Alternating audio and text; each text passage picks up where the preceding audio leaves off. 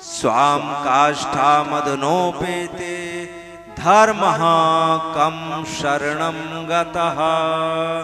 भगवान धर्म की रक्षा करते हैं, लेकिन भगवान श्री कृष्ण जब इस पृथ्वी को छोड़कर अपने स्वधाम चले गए तो भगवान के स्वधाम गमन के पश्चात इस पृथ्वी पर धर्म की रक्षा कौन करता है। श्रीमद् भागवत के शुभारंभ में बड़े सुंदर ये 6 प्रश्न हैं और श्री सूत जी महाराज ने इन 6 प्रश्नों का जो उत्तर दिया है, उन 6 प्रश्नों के उत्तरों को यदि क्रमशः एक स्थान पर व्यवस्थित कर दिया जाए तो वही श्रीमद् भागवत महापुराण है। अथवा श्रीमद् भागवत में केवल ये 6 बातें समझाने का ही प्रयास किया गया है, अथवा जिसे वास्तव में ईश्वर की प्राप्ति करना हो, यदि वास्तव में ईश्वर की कृपा हमारे जीवन में परिवर्षित हो, ऐसे लक्ष्य है किसी के जीवन का, तो दुनिया में और कुछ समझे अथवा ना समझे, ये 6 बातें समझना परम आवश्यक है। पहला प्रश्न, संसार में जितने भी जीव हैं उनके परम कल्याण का क्या साधन है, यहां से शुभारंभ हुआ और 6ठे प्रश्न पे श्रीमद् भागवत का विश्राम हो गया। श्री सूत जी महाराज कहते हैं, सोनकादि ऋषियों, सबई पुंसाम परो धर्मो यतो भक्ति रधोख्यजे अहैतुक्य प्रतिहता ययात्मा संप्रसीदति। सबई पुंसाम परो धर्मो, परो यानी परम, परम यानी सर्वश्रेष्ठ, और सर्वश्रेष्ठ शब्द का अर्थ होता है जिसके ऊपर कुछ ना हो। सबई पुंसाम परो धर्मो, हे शौनकादि ऋषियों, इस संसार में समस्त जीवों का सर्वश्रेष्ठ धर्म, सर्वश्रेष्ठ कर्म, सर्वश्रेष्ठ कल्याण का साधन केवल एक ही है, यतो भक्ति रधोख्यज। यहाँ भगवान को बड़े सुंदर अधोख्यज शब्द से संबोधित किया गया है। केवल और केवल भगवान की भक्ति करना, क्योंकि जो भगवान की भक्ति करता है वही जीवन में प्रसन्न रहता है। सबई पुंसाम परो धर्मो ययात्मा संप्रसीदति। पहले तो ऐसा कहा कि इस संसार में सारे मनुष्यों का सर्वश्रेष्ठ धर्म वही है जिसको करने पर हम प्रसन्न हो जाएं। यह आत्मा शब्द का अर्थ मन से है। यह आत्मा संप्रसीदति, प्रसीदति यानी प्रसन्न होना, और क्षणिक प्रसन्नता नहीं कि अभी कुछ किया हम प्रसन्न हो गए और 4 घंटे बाद मौन लटक गया। सूत जी महाराज कहते हैं, ऐसी प्रसन्नता जो जीवन में एक बार प्राप्त हो जाए, जीवन समाप्त हो जाए, लेकिन प्रसन्नता समाप्त ना हो, उस प्रसन्नता को जिस कर्म के द्वारा प्राप्त किया जाता है वही सभी मनुष्यों के जीवन का परम कर्म होता है। और संसार में सारे कर्मों को देख लें, सारे जीवन की प्रसन्नता प्राप्त नहीं होती, और यह प्रसन्नता प्राप्त होती है केवल भगवान की भक्ति से। जो भगवान की भक्ति करता है और उस भक्ति के द्वारा उसे प्रसन्नता प्राप्त हो जाए। ऐसा थोड़ी होता है कि आज पौधा लगाया और आज ही फल आ जाए, उसमें समय लगता है, और समय के साथ में उसमें सुरक्षा भी चाहिए। छोटा सा पौधा है, कोई बच्चा खेलते हुए आया, उसने तोड़ के फेंक दिया, कोई जानवर आया वो खा गया उस पेड़ को, समाप्त हो गया। तो उसकी सुरक्षा व्यवस्था है, उसमें पानी भी देते हैं, उसमें खाद भी देते हैं, उसमें गुड़ाई भी करते हैं, उसमें सूर्य का प्रकाश भी देते हैं, तब कहीं जाके वो छोटा सा पौधा एक विशाल वृक्ष बनता है, और उसके पश्चात उसमें फल की प्राप्ति होती है। ठीक इसी प्रकार इस संसार में जो परम सौभाग्यशाली जीव हैं केवल सौभाग्यशाली नहीं, जो परम सौभाग्यशाली जीव हैं उन्हें अपने पूर्व कर्मों के अनुसार भक्ति का बीज प्राप्त होता है। गुरुदेव की कृपा से वह भक्ति का बीज अंकुरित होता है और उसके पश्चात बहुत सारे जो साधन है, चाहे वो कीर्तन हो, चाहे वो सत्संग हो, चाहे वो जप हो, चाहे वो असत संगति का परित्याग हो, इन सब का पालन करते करते वह अंकुरण जब एक विशाल वृक्ष के रूप में परिवर्तित होता है और उसमें जब भगवत कृपा रूपी फल की प्राप्ति होती है, उसके पश्चात इस भक्ति के द्वारा हमें प्रसन्नता मिलती है। और जिस जीव को संसार में यह प्रसन्नता प्राप्त हो जाए, इस संसार में किसी में भी इतनी सामर्थ्य नहीं कि उसकी उस प्रसन्नता को समाप्त कर सके। और इसीलिए श्रीमद् भागवत के शुभारंभ में भगवान की भक्ति ही परम कर्म बताया। और भक्ति शब्द जो है वो भज धातु से बनता है, जिसका अर्थ होता है भज सेवाया। जिन भगवान की भक्ति में हम संलग्न हैं, अपनी सेवा के द्वारा उनकी प्रसन्नता के क्या क्या हम उपाय करते हैं, वही निश्चित होता है हमारी भक्ति का क्या स्तर है। और उसके द्वारा प्रसन्नता प्राप्त होती है और उस प्रसन्नता को संसार में कोई भी समाप्त नहीं कर पाता। धर्मः स्वनिष्ठितः पुंसाम विश्व। काम में कष्ट है, प्रेम में आनंद है। काम में आसक्ति है और प्रेम में मुक्तता है। और काम और प्रेम में बस यही एक छोटा सा अंतर होता है कि जब हम अपनी इंद्रियों को तृप्त करने के लिए संसार की वस्तुएं लेते हैं तो वह भाव बन जाता है काम। और जब हम श्री कृष्ण की इंद्रियों को तृप्त करने के लिए वस्तुओं को लेते हैं तो वह भाव बन जाता है प्रेम। प्रेम में आनंद ही आनंद है, काम में कष्ट ही कष्ट है। और देखो कितनी विचित्र बात है, दोनों स्थितियों में वस्तु की प्राप्ति हमें ही होती है। भगवान को भोग लगाया, प्रसाद किसने पाया? हम नहीं पाया। लेकिन एक पाने में आनंद है और एक पाने में कष्ट है।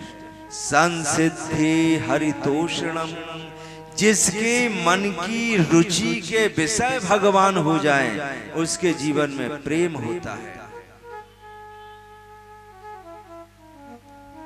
और जिसके मन में रुचि स्वयं की इंद्रियों को तृप्त करने की होती है, उसके जीवन में काम होता है।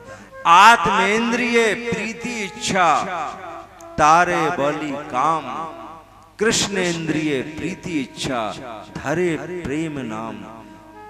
और इस प्रसंग में वर्णन आता है, जब सारे मन के भाव कृष्ण की ओर चलने लगे, समझना चाहिए हम भक्ति मार्ग में सफलता के निकट पहुंच गए, हम सिद्ध अवस्था को प्राप्त कर लिए। और कल तो आपने बहुत ही सुंदर बात बताई कि वो आपने जो पेड़ से जो आपके यहाँ लगा हुआ है नारियल तोड़ा, उसको काटा, पानी पिया, पानी कड़वा निकला है।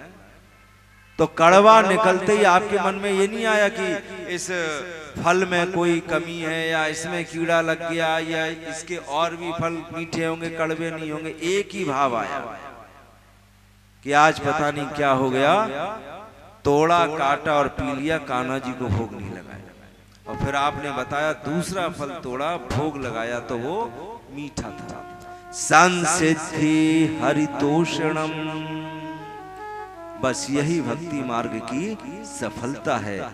और इस सफलता के बाद जो प्रसन्नता होती है, ये उसी प्रसन्नता का स्वरूप है। यहाँ जो कथा का आनंद है ना, मुख्य द्वार से लेके और पीछे जहाँ टेबल लगी हुई है, जहाँ सुबह से ही और भजिया बड़ा लो और आलू के पकोड़े लो और स्प्राउट है, चटनी, पोहा, जलेबी, छोले, यहां से आनंद शुरू हुआ और वहां तक बरस रहा है।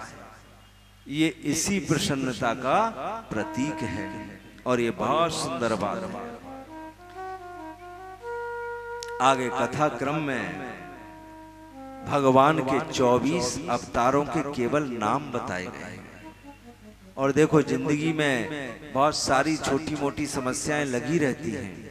उन समस्याओं को दूर करने के लिए हम बहुत सारे उपाय करते हैं, लेकिन श्रीमद् भागवत को जो कल्प वृक्ष कहा गया है, जो श्रीमद् भागवत की शरण में रहे, सारी समस्याएं यहीं हल हो जाती हैं।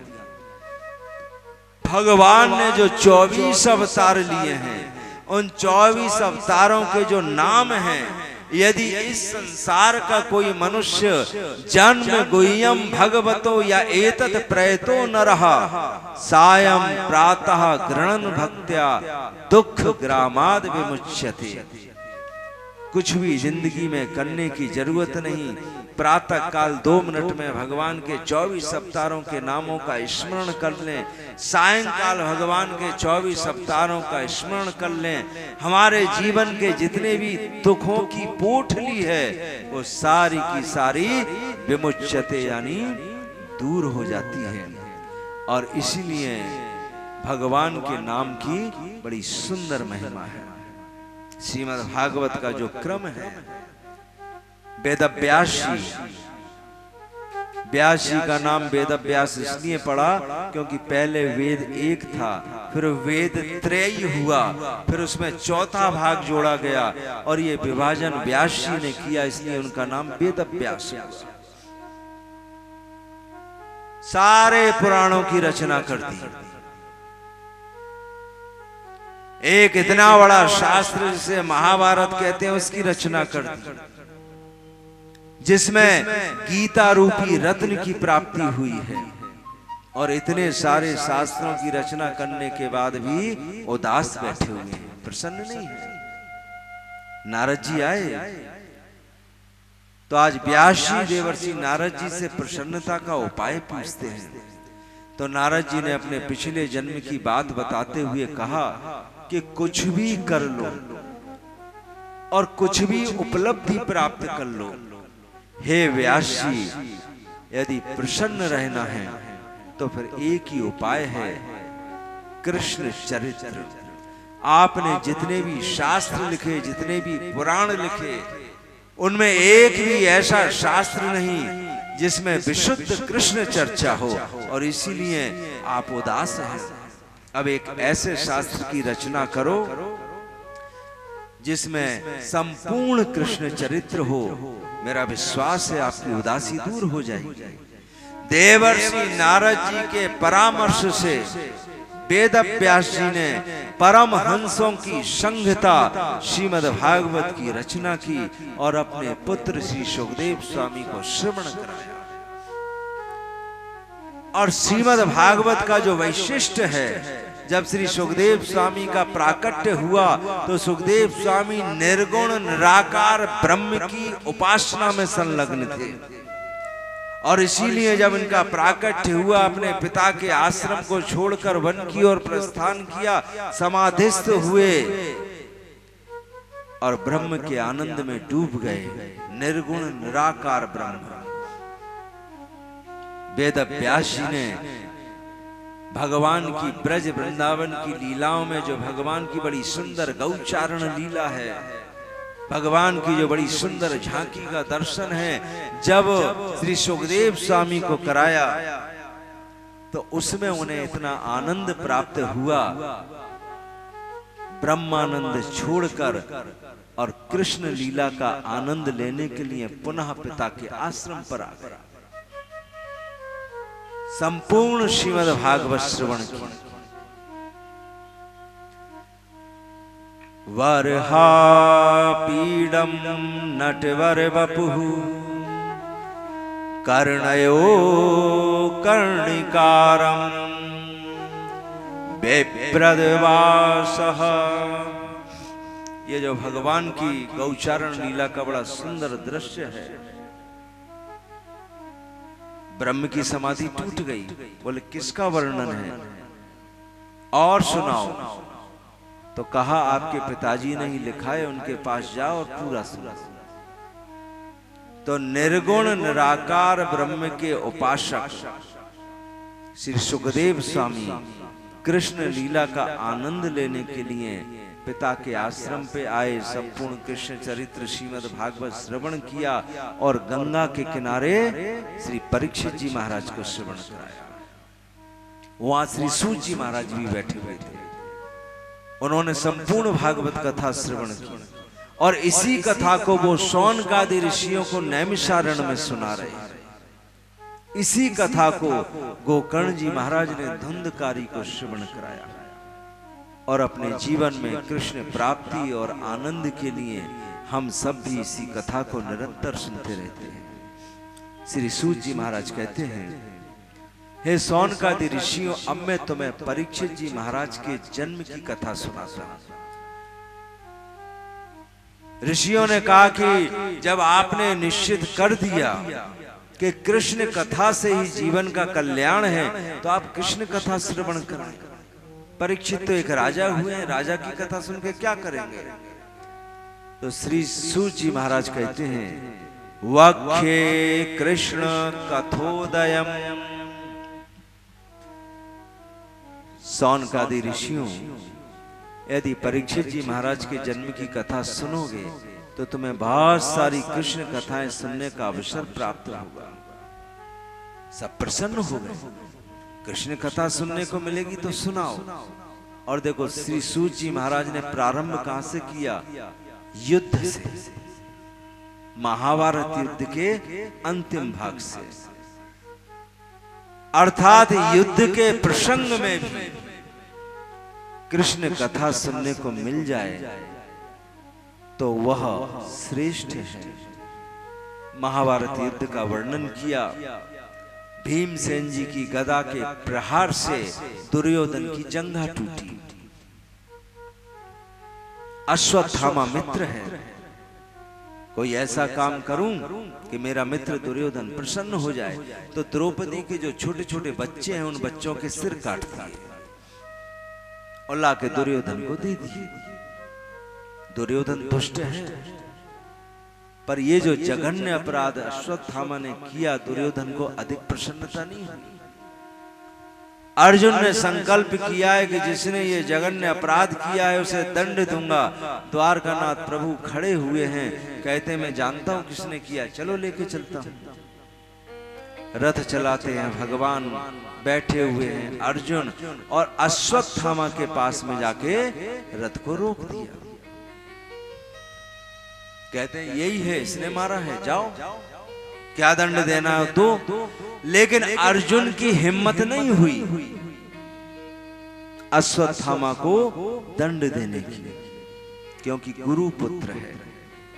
आत्मा वैजायते पुत्रः, पुत्र के अंदर पिता आत्म रूप से निवास करता है। जिन गुरुदेव की कृपा से मैंने बहुत सारी शिक्षाओं को प्राप्त किया,